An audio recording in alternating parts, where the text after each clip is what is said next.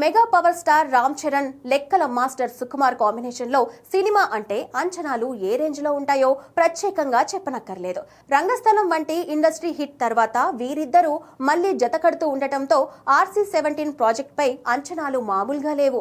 అది కూడా పుష్ప 2 వంటి బిగ్గెస్ట్ బ్లాక్ బస్టర్ తర్వాత సుకుమార్ నుంచి వస్తున్న సినిమా కావడంతో సర్వత్రా ఆసక్తి నెలకొంది. అయితే తాజాగా ఈ సినిమా ప్రకటన గురించి ఒక ఆసక్తికరమైన వార్త సోషల్ మీడియాలో చక్కర్లు కొడుతోంది.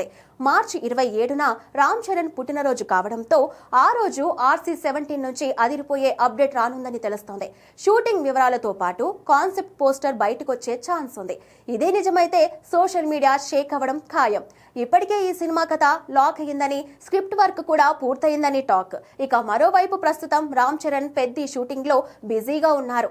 ఈ చిత్రం ఏప్రిల్ 30, 2026న విడుదల కానుంది.